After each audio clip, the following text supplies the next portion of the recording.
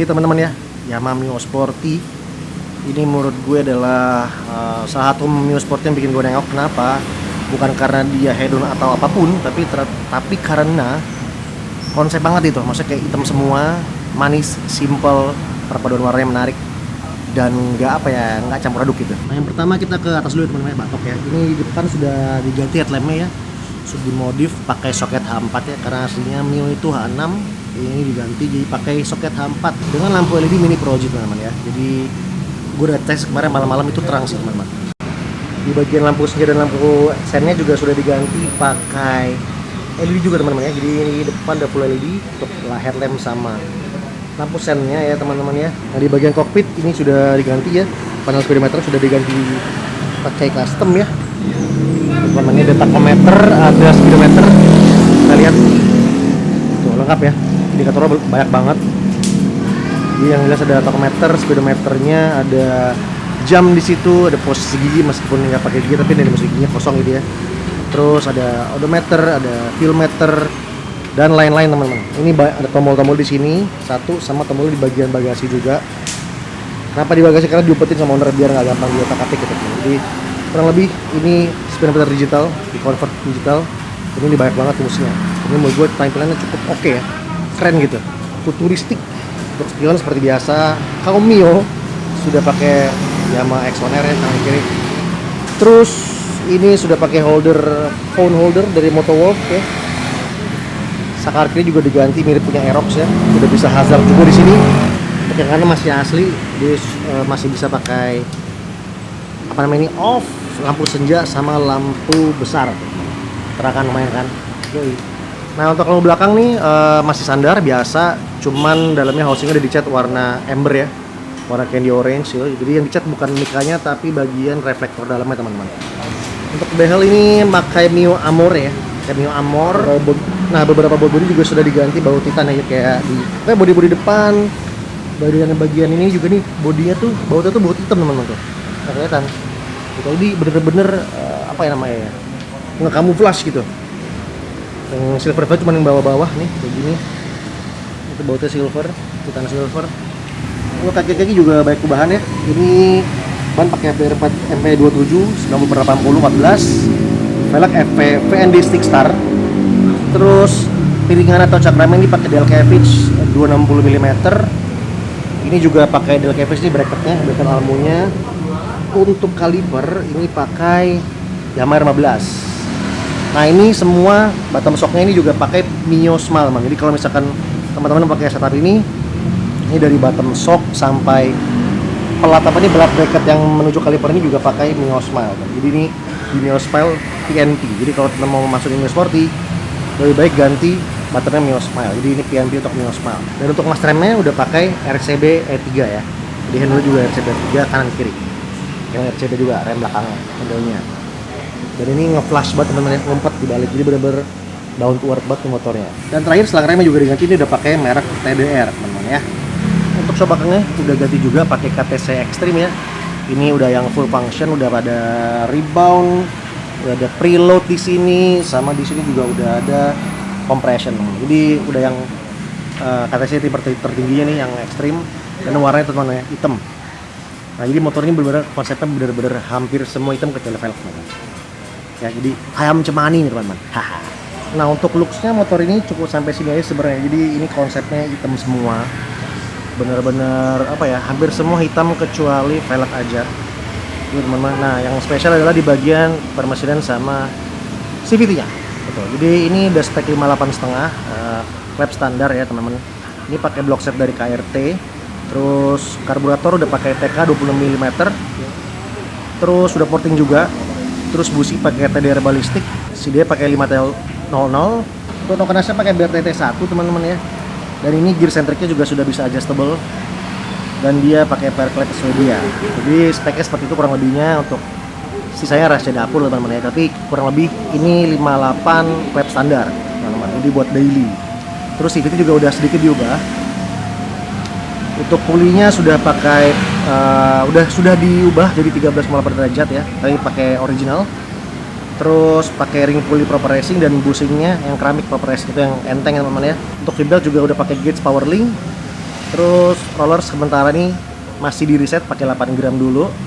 Terus Persivity-nya yang belakang ya pakai 2000 rpm teman-teman. Nah jadi kurang lebih seperti ini setupnya teman-teman ya. Jadi ini motornya konsepnya hitam semua kecuali velgnya. Jadi proper dan clean dan dengan sedikit ubahan di bagian mesin dan CVT. Jadi konsepnya bisa dibawa harian dan reliable dan juga looksnya manis gitu teman-teman. Oke, langsung kita coba motornya. Ayo. Oke teman-teman, kita sudah di motornya si Mio hampir cemani. Tinggal velg doang nih hitam nih.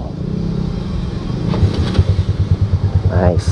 Tuh teman-teman, ini speedometernya ya, digital, udah ada RPM, speedometer, fuel meter, ada trip, jam, dan ini bisa diubah warnanya. Tapi memang di stylenya dari dalam bagasi karena si ownernya Rio dia ngasih jasmana di dalam bagasi tombolnya biar nggak banyak tombol di kokpitnya gitu teman-teman, biar clean. Oke, kita jalan ya. Wih, asik. Yoi, enak. Ini setup mesinnya enak banget buat daily karena memang dari starternya masih gampang ya, masih enteng. Terus dia start juga nyala dan juga mau idle ya atau mau langsam gitu. Dan ini settingannya lumayan kering, jadi nggak dibikin berjet. Wih, ini buat cruising dengan kecepatan pelan ke sedangnya juga enak-enak aja nih, nggak ada masalah ya, kayak motor standar rasanya. Jadi daily rideable banget, tapi responnya juga udah mulai enak tuh. Responnya enak banget gasnya, kita betot dikit ya udah nyambut gitu tenaganya ya. Asik deh. Dan ini Bintaro Sector 3, jalannya cukup bumpy dan ini shockbreakernya meredam dengan baik depan belakang. Bodi yang ada berisik. Dan juga shockbreaker ini setupnya lebih diperkeras dibanding standarnya, cuman memang masih apa ya, dalam taraf cukup nyaman ya, cukup friendly, nggak terlalu ajur-ajuran gitu. Wah, bawa Mio tuh selalu nostalgia buat gua karena memang ini motor gue zaman SMA ya. Dulu bokap pernah punya Mio ini dan gue suka pakai kalau ke sekolah kadang-kadang gitu ya. Dan ya rasanya tetap sama kayak gini, ergonomis ya. Menurut gue Mio tuh salah satu motor matic yang fun to ride ya, karena dia memang dari segi segitiga berkendaranya tuh dia ergonomis ya. Pundak ke tangan enak, dari posisi patat ke telapak kakinya juga enak pas, nggak terlalu ngengkang, nggak terlalu jongkok gitu ya. Jadi PW-PW aja. Dan ini bobotnya cukup ringan ya Mio ini, jadi enak banget buat di tekuk-tekuk gitu teman-teman. Buat nyelip-nyelip atau filtering tuh bener-bener lincah gitu. Wah, ini buat motor yang sudah di apa ya namanya ya, sudah digarap mesinnya dan pokoknya permesinnya udah digarap lah gitu. Ini cukup friendly sih, menurutku bahkan sangat-sangat friendly untuk dibawa harian ya. Dengan spek 58,5 ini tenaganya sangat-sangat cukup buat daily dan nggak nyusahin gitu teman-teman. Walaupun mungkin orang biasa kayak identik motor borap gitu ya, itu kayak di bawah harian kurang enak, kurang nyaman karena settingannya basah, berejut-berejut gitu. Ini enggak ya, ini enak banget kayak motor standar. Nettingnya bener-bener fine gitu menurut gue. Bener-bener diperuntukkan untuk kegunaannya gitu, jadi buat daily dengan power yang di atas Mio standar pastinya ya. Bentar dikit ya. Enak ya, enak sih. Jadi setupnya tuh dibikin nggak terlalu nyalak ya, atau nggak terlalu gerung ya, masih nyaman buat harian karena nggak terlalu teriak mesinnya gitu emang. Kalau buat daily tapi dibikin kayak terlalu gerung itu kan rasanya kayak capek dengernya gitu ya, dan mesin masih lebih berasa getaran di kaki gitu. Ini tapi fine, enak banget. Mesinnya juga nggak getar ya. Ini biasanya gue nemuin kalau Mio di borap tuh kakinya tuh getar gitu, apa di kaki kita masuk, bukan kaki kayak motor, tapi getaran mesin tuh sampai ke kaki gitu teman-teman. Ini gue merasa sangat-sangat PW, nyaman, gokil. Enak banget nih Mio, sumpah.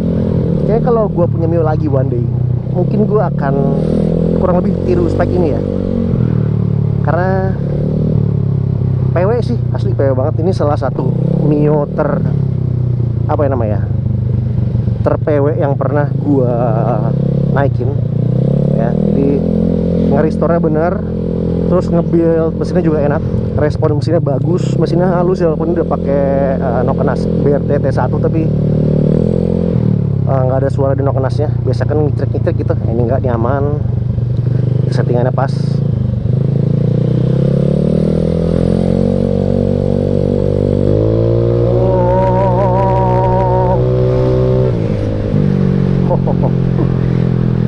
PW abis, gila, powernya cukup banget sih.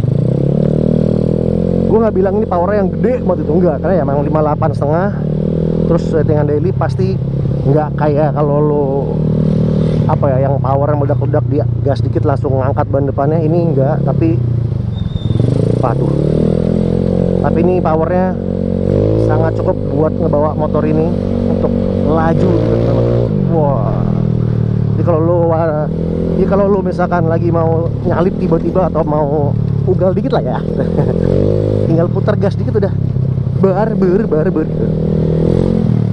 Wih, asik banget sih.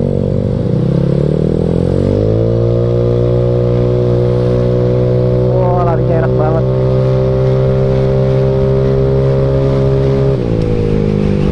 Tuh, nyaman ya. Jadi RPM-nya tuh gantungnya nggak terlalu rendah dan nggak terlalu tinggi teman-teman. Jadi gantungnya tuh menurut gue di RPM yang pas gitu. Jadi nggak underpower dan nggak over tinggi RPM-nya gitu, nggak over rev gitu.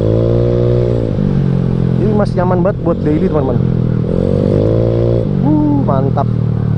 Oke, kita kanan sekarang.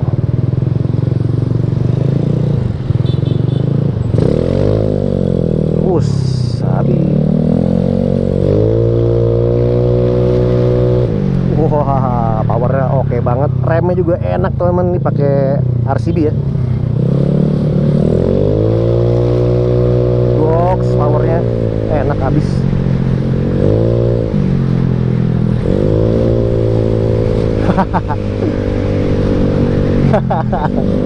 Emang nggak pernah salah ya kalau Mio dibikin apa ya namanya, ditune sedikit itu mesinnya, emang nggak pernah salah karena memang handlingnya enak. PW posisi nyaman, terus dia lincah, terus ditambah dengan mesin yang sudah ditune atau di bawah ini ya, jadi bener-bener rasanya tuh kayak enak aja gitu. Pas motornya lincah, terus mesinnya kencang.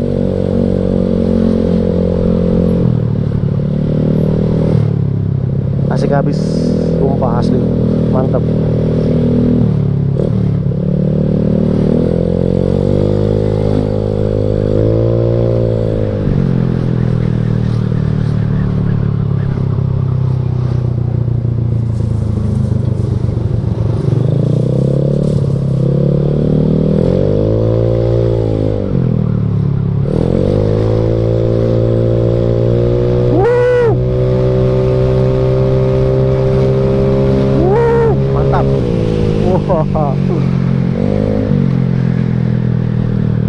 Dan rem yang pakemnya juga bikin makin pede gitu teman. Jadi setup remnya ini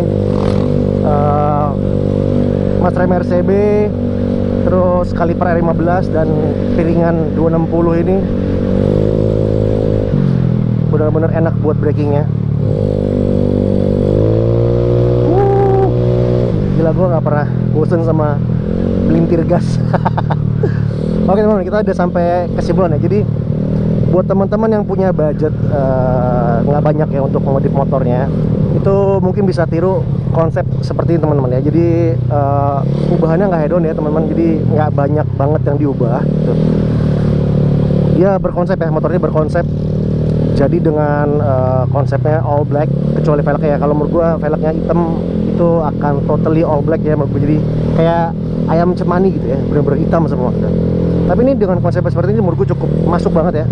Jadi dengan pemilihan warnanya dan aksesorisnya itu yang bener-bener monoton ya, jadi nggak rame, masuk konsepnya ya, yang which is memang konsepnya monoton gitu ya, nggak banyak warna yang dipadukan di sini, cuman hitam sama warna titanium OZ itu ya buat di velgnya, dan beberapa baut yang warna silver, stainless dan titanium gitu.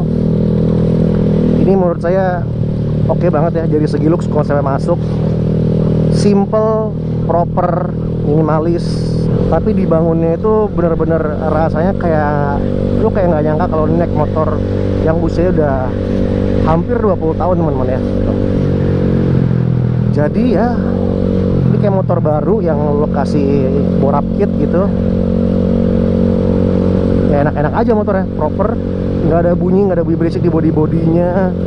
Terus dari segi powernya enak, cukup banget buat daily. Pengeremannya juga top, bagus, dan stability-nya atau stabilitas berngerem oke, kayak kakinya oke banget ya, ajak semua. Setupnya ini menurut gua cukup apa ya, bisa dibilang ini balance setup teman-teman. Jadi kayak buat teman-teman yang pengen mengelevate ya apa namanya performance motornya dari segi power, handling, sama braking, ini menurut saya setup yang apa ya, setup yang oke sih menurut saya. Jadi nggak banyak budget keluar, tapi motor tuh balance gitu. Jadi powernya enak, handlingnya enak, pengeremannya pakem, looksnya dapat juga karena konsep teman-teman ya. Jadi menurut saya nggak selalu motor tuh harus perintilannya titanium semua, atau misalkan kayak part-part head-on, tapi dengan konsep yang memang masuk, dilihatnya tetap enak dan berkarakter tuh teman-teman ya. Ini salah satu contoh ya. Ini modifnya seperti tadi kita bahas ya, ini under 10 juta teman-teman ya, masih 9, sekian juta doang gitu. Jadi untuk dapat modif seperti ini nggak perlu ngeluarin 10 juta. Mungkin masih bisa dibilang budget pelajar atau budget mahasiswa teman-teman ya. Oke, sampai situ dulu review saya. Digajo cabut dulu teman-teman. Ciao. Oke.